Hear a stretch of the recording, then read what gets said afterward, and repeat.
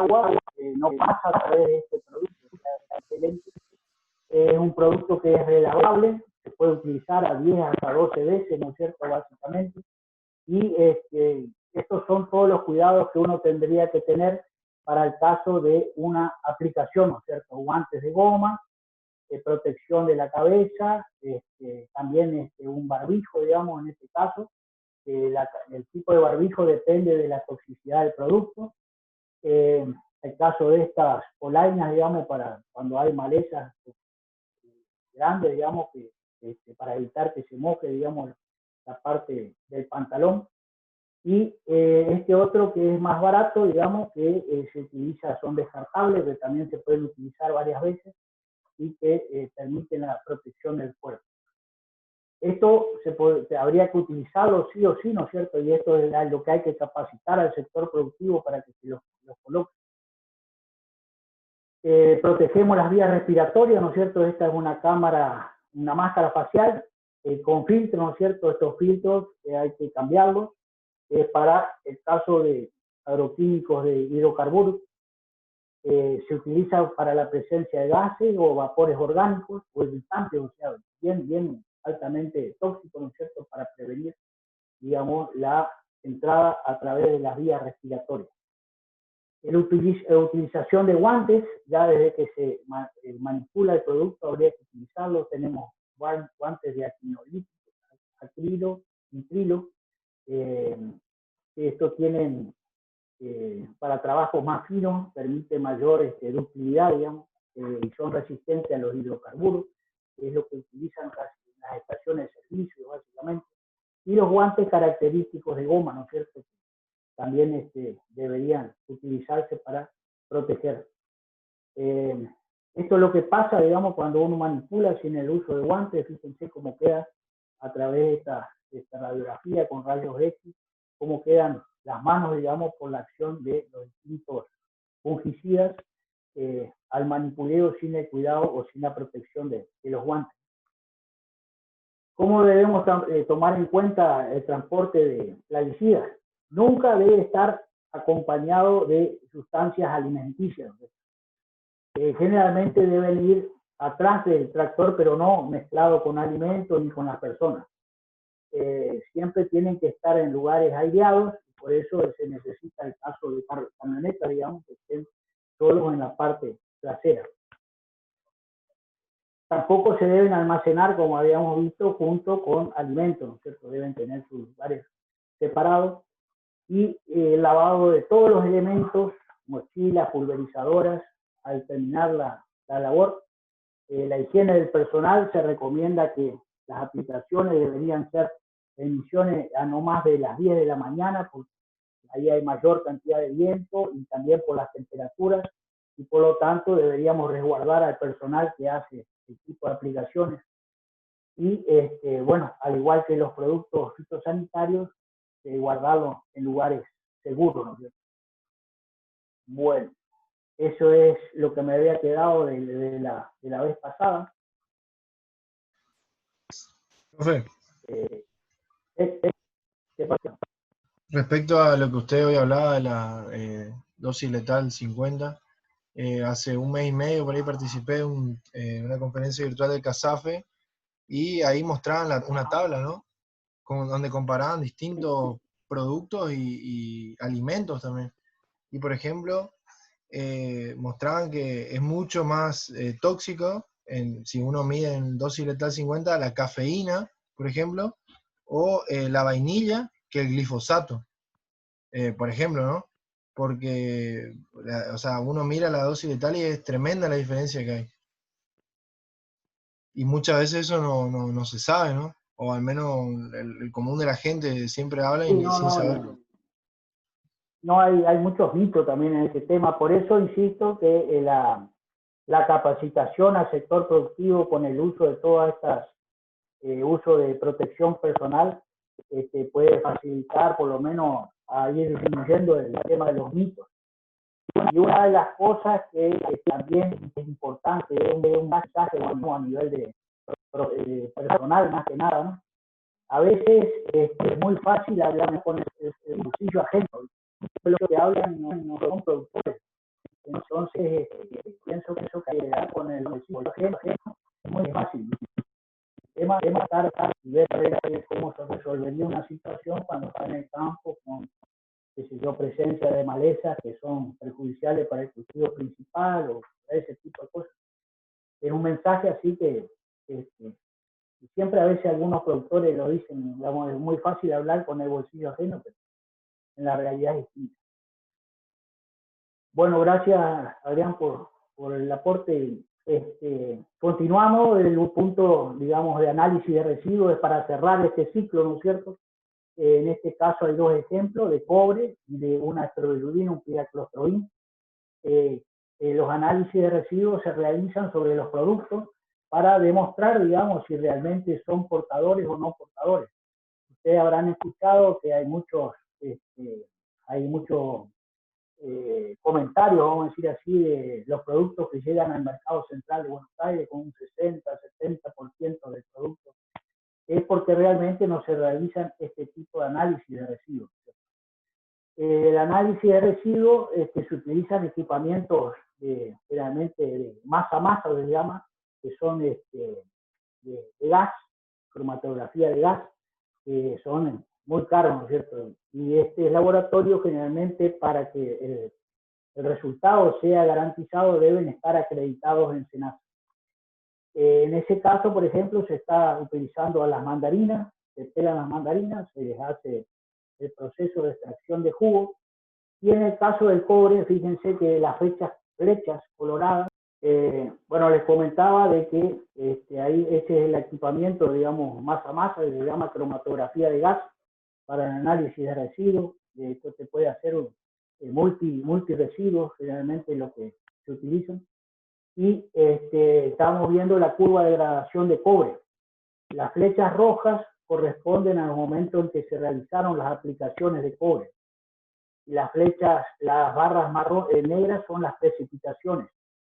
Pero haya o no haya precipitación, fíjense que a partir de la aplicación de cobre hay un aumento y rápidamente, después de los 15 a 21 días, la curva comienza a degradarse. Eso es clásico en las pulverizaciones de cobre. No más de 21 días tenemos la cobertura, digamos, por acción del cobre.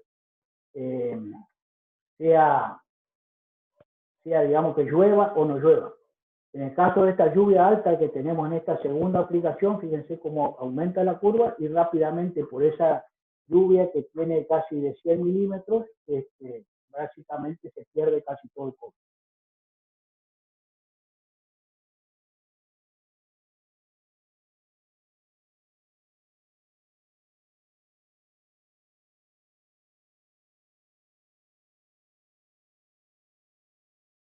Un aceite mineral, esa es la concentración que la aplicamos 200 centímetros cúbicos de agua, mangueras. Ahí están momentos de aplicación en OPEP, en este otro tratamiento en enero y en este otro tratamiento una segunda presentación en febrero. Bueno, acá están los residuos de pidaclostrovin con entre una y dos aplicaciones. Luego de 3 meses de aplicado, fíjense, la concentración fue bajísima, 0,00065 partes por millón. Lo que lee la máquina es a lo sumo 0,01 miligramos por kilo, o sea, una parte por millón. O sea que directamente son trazas, digamos, de este producto cuando se respetan los tiempos de carencia. Cuando se respetan los tiempos de carencia, los residuos son casi trazas, digamos, y imperceptibles incluso para la máquina. Esto, las dos aplicaciones, pasaron nuevamente 3 meses, y a la fecha 120 días, los resultados también siguen siendo ínfimas y son imperceptibles. Por lo tanto, voy a repetir, los tiempos de carencia son importantísimos desde la generación hasta la cosecha del producto, para que el producto se degrade normalmente y no tenga problemas en la comercialización. Otro ejemplo también para pidaclostrovin, las dos aplicaciones también con los mismos resultados, básicamente imperceptibles, ¿no es cierto? a partir del tiempo, cómo se va degradando y llegan a valores ínfimos. Fíjense que las exigencias que tiene SENASA para Argentina son mucho más exigentes de aquellas que requiere, por ejemplo, la Federación Rusa.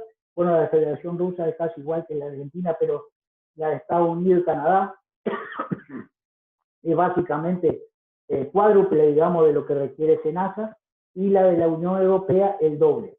Esto es para asegurarse, digamos, de al ser más exigente que de algún producto que llegue a estos mercados esté dentro de los límites correspondientes, digamos, de lo que se llama un LMR, límite máximo de residuos.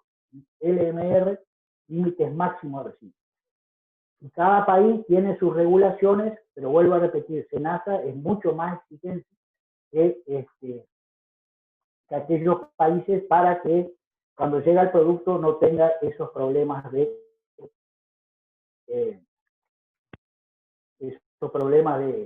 encuentro en residuos. Y por último les voy a hablar de un poquito los semioquímicos. ¿Qué son los semioquímicos? Los semioquímicos están considerados aleloquímicos, que son mensajes que hay entre individuos de una misma especie, interespecíficos. Y las feromonas aleloquímicos son mensajes de individuos de distintas especies, mientras que las feromonas son mensajes dentro de individuos de una misma especie. Dentro de los aleloquímicos tenemos las cariomonas, que en este caso favorecen a la plaga, o sea, son emisiones que hace el hospedero para favorecer a la plaga, para que lo encuentre, para que lo ataque, ese tipo de cosas. En cambio, las alomonas son aquellas que rechazan a la plaga. Si muchos de ustedes han hecho estos kits de ProHuerta, van a ver que dentro de los kits de ProHuerta vienen otras semillas de copetes o de algunas otras que son, pero tienen estas alomonas que hacen el rechazo al ataque de plagas a través del tiempo, digamos, para que los límites máximos de residuos, los LMR, estén por debajo de los permitidos en aquellos países donde es el destino, digamos, de la fruta. Y les decía que el SENASA es mucho más exigente en cuanto a ese límite de residuos para resguardarse, digamos, de cuando llega el producto, esté por encima de esos niveles. Pasábamos a los semioquímicos, que eran los aleloquímicos, mensajes entre individuos de distintas especies, y las feromonas, que son individuos, mensajes entre individuos de una misma especie. Y teníamos las cariomonas, que son aquellas que favorecen a la plaga, o sea, que son emisiones del vegetal que hacen que la plaga sea atraída, digamos, a esa planta. Y las alomonas, al revés, son aquellas emisiones que tiene el vegetal que rechazan a la plaga. Les comentaba que en los kits de ProHuerta existe una semilla de copete, se llama, que son esos que tienen la flor anaranjada, que se utilizan, digamos, para intercalar dentro de la huerta y producir ese tipo de rechazo, ¿no es cierto? Dentro de las cariomonas tenemos olores de la presa, olores y ocolores del hospedante, que son repelentes, y los fagoestimulantes, ¿no es cierto? Y los alomonas con efecto antagonista producen secreciones, son repelentes, son sustancias de advertencia, presentan antibióticos que ante el ataque de una plaga o una enfermedad reacciona y produce la parálisis de la misma, o sea que no avance, no se produce la incubación. Y con efecto mutualista, aquellas especies que producen perfumes o esencias que generalmente son atractivas. Y dentro de las feromonas, que sean mensajes entre individuos de una misma especie, hemos visto varios ejemplos dentro de la clase nuestra para el caso del picudo del algodonero, también en caso de las hormigas, Abel mencionó algo. Tenemos aquellas de tipos sexuales, que son activos sexuales, de cortejo o de abstinencia, de agregación, de alarma, de rastro.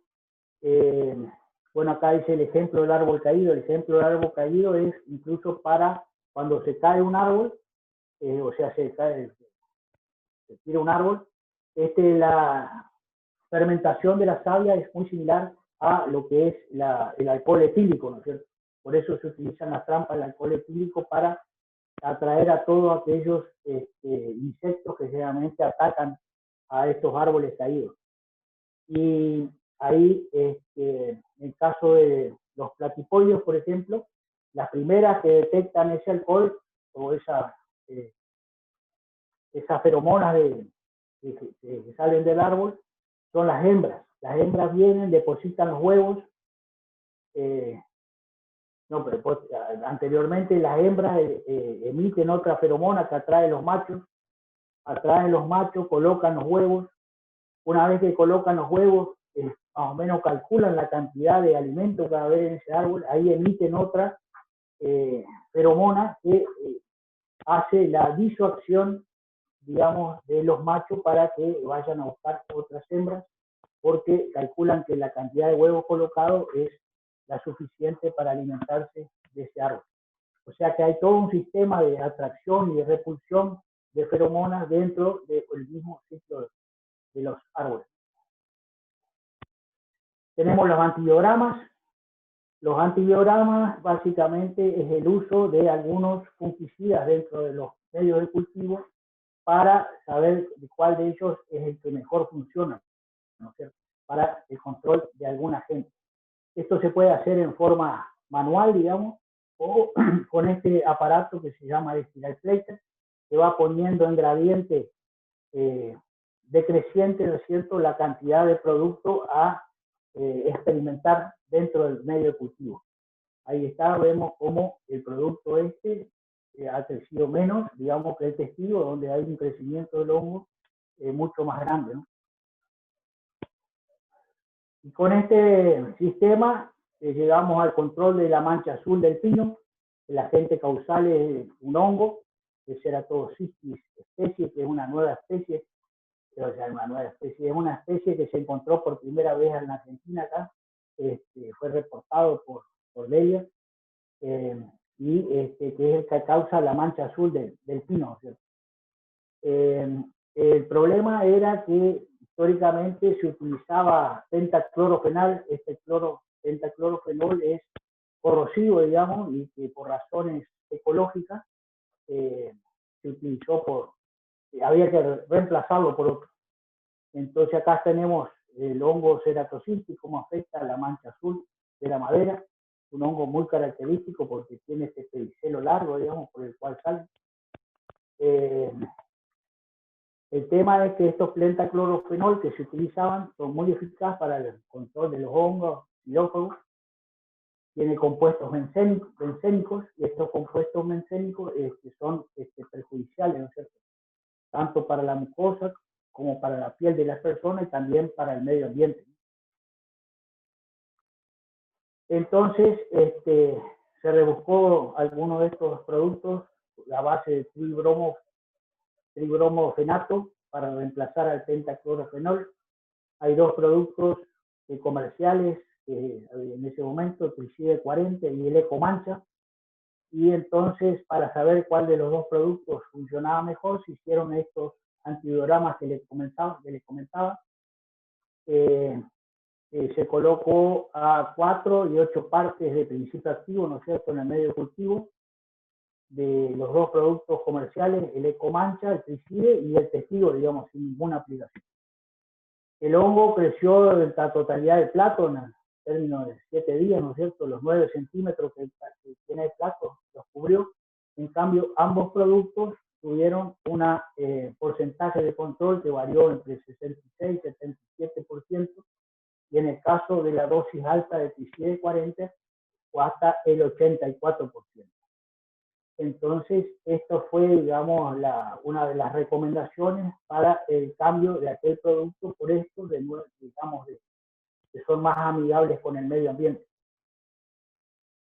La dosis baja de Comancha controla mejor, ¿no es cierto?, que la de Tricide 40, pero en la dosis alta el mejor control es con Tricide 40. Entonces el consejo era utilizar primeramente dosis bajas, una vez que ya no tuviera control, comenzar a utilizar las dosis altas del otro producto, ¿no es cierto?, para aquello que no se controlaba con la dosis baja, pasarlo a controlar con esto.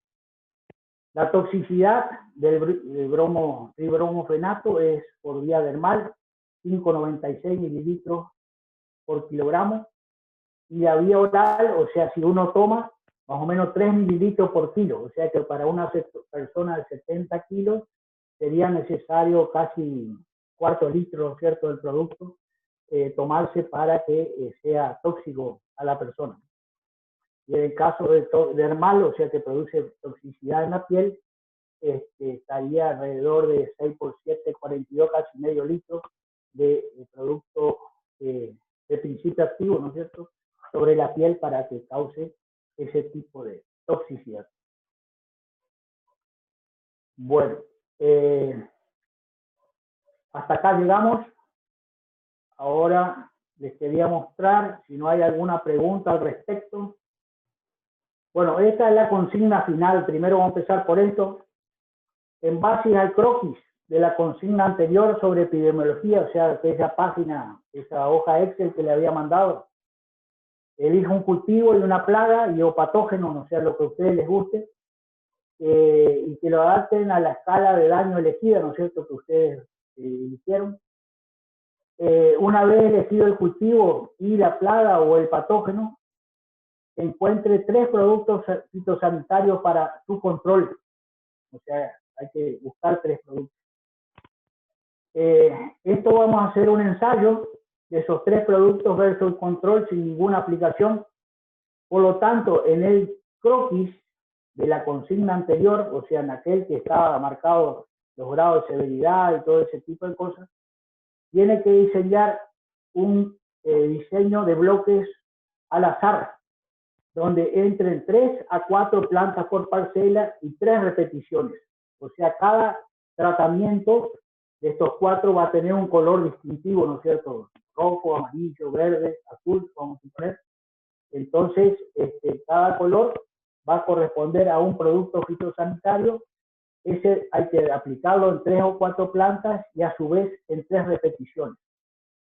Pero deberían tener cuidado que al seleccionar las plantas, al momento del inicio del ensayo, o sea, cuando están seleccionando, todos los tratamientos tengan un valor de daño similar de acuerdo a la escala, con, digamos que sea parejo, digamos, para que todos tengan el mismo puntapié inicial en cuanto al grado de daño. De los productos fitosanitarios, de esos 3 que seleccionen, deben indicar el principio activo seleccionado, la formulación del mismo, el tiempo de carencia, o sea, el tiempo que deben esperar desde que se aplica hasta que se cosecha el producto del cultivo que ustedes están utilizando o que eligieron, las dosis a utilizar y su LD50, o sea, la toxicidad que tiene ese producto.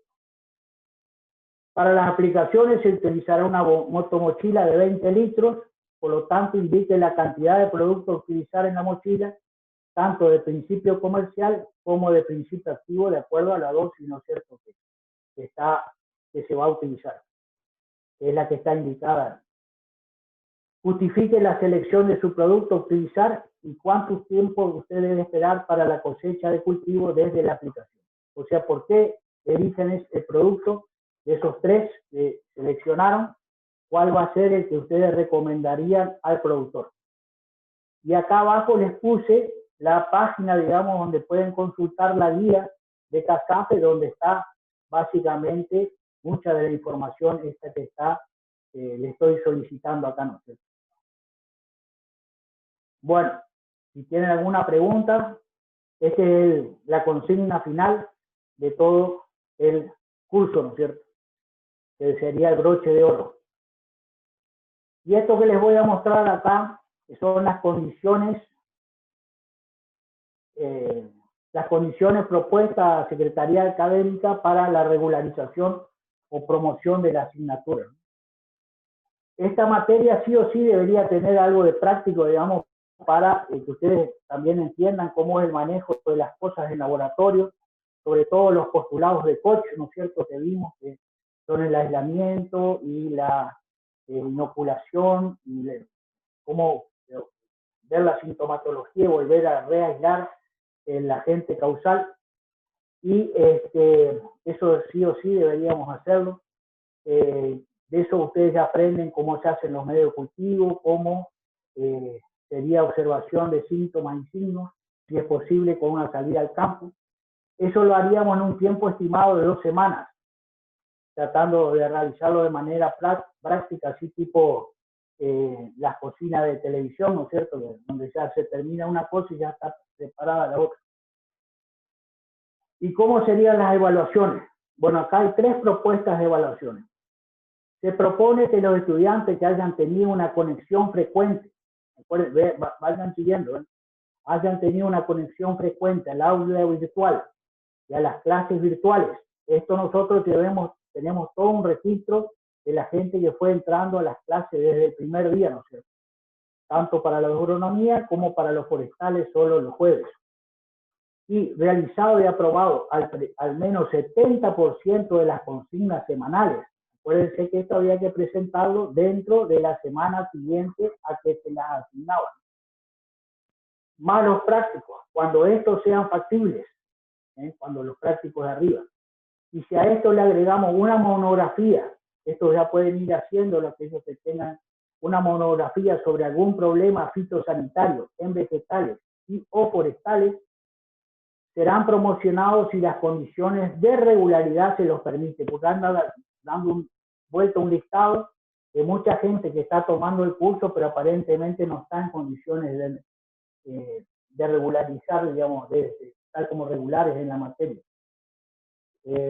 Así que esas serían las condiciones para que promocionen el curso, ¿no es cierto?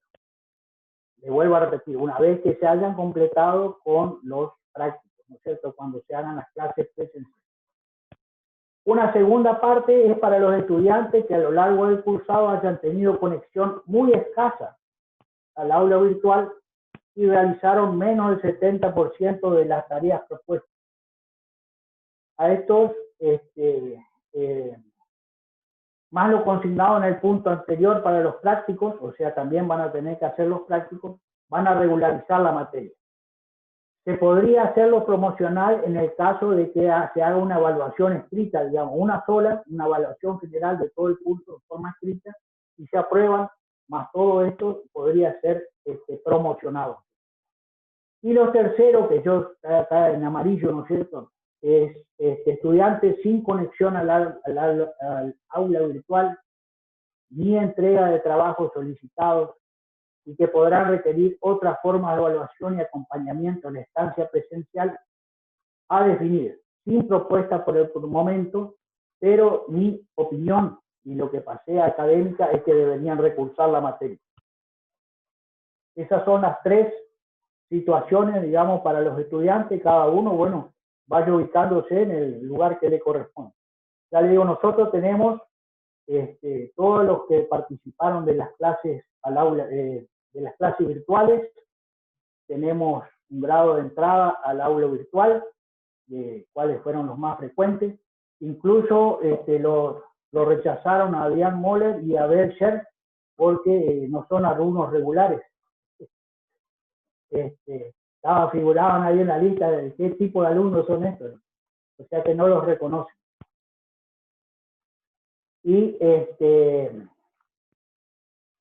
Y bueno, básicamente eso es todo, ¿no es cierto? No sé si hay alguna pregunta con respecto al tema.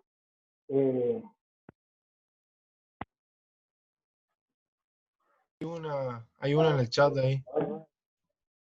Vos, Adrián, tenés que ponerte como regular porque no figurás en el listado.